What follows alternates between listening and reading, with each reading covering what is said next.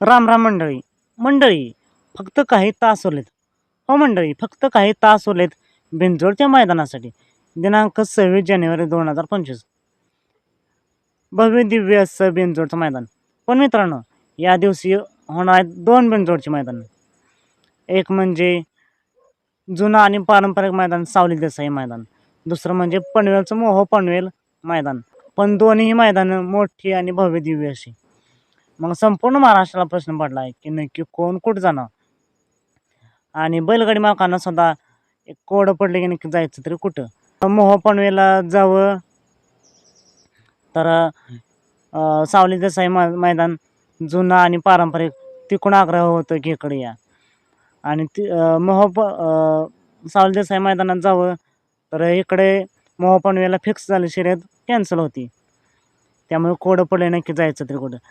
आणि बकासूर प्रेमीनं सुद्धा प्रश्न पडला आहे की बकासूर नक्की जाणार तरी कुठं आणि शर्यत कोणासोबत पायरा कोणासोबत हेच आपण या व्हिडिओमध्ये पाहणार आहोत. तर मित्रांनो, एक टॉपची शर्यत फिक्स झाली होती. सिकंदर 81-81 आणि घोटचा छोटा सर्जा. ही शर्यत कॅन्सल झाली. कशामुळं? याचं कारण काय तर ही शर्यत होती मोहो पनवेलला. पण सावली देसाई मैदान जुनं आणि पारंपरिक, त्यामुळे सिकंदर 81-81 आणि रायफल 81-81 यांना आग्रह झाला की सावली देसाई जुन्या पारंपरिक मैदानात या. त्यामुळे आत्ता सिकंदर आणि रायफल जाणार आहेत सावली देसाई मैदानात. त्यामुळे मोहो पनवेलला होणार ही शर्यत कॅन्सल झालेली आहे. त्याच्यानंतर जवळजवळ फिक्स झालेलं आहे की सर्जा जाणार मोहो पनवेलला आणि बकासूरसुद्धा जाणार मोहो पनवेलला. कारण की बकासूरचा पायरा सर्जासोबत असणार आहे. कारण महाराष्ट्राच्या प्रेक्षकाच्या मनातील जोडी उद्या पळणार आहे. मग अजून एक प्रश्न उरतोय, सर्जाची शर्यत नक्की कोणासोबत? तर मित्रांनो, दुसरी अजून एक शर्यत अशी होती की 90% व्हायला सांगितलं जात होतं. ते म्हणजे छत्रपती संभाजीनगरचा अर्जुन आणि त्याच्यासोबत होता पाखऱ्या विरुद्ध घोटचा छोटा सर्जा आणि दशम हिंदकेसरी बकासूर अशी शर्यत होणार होती. पण मला तरी वाटतं की ही शर्यत सुद्धा नाही होणार.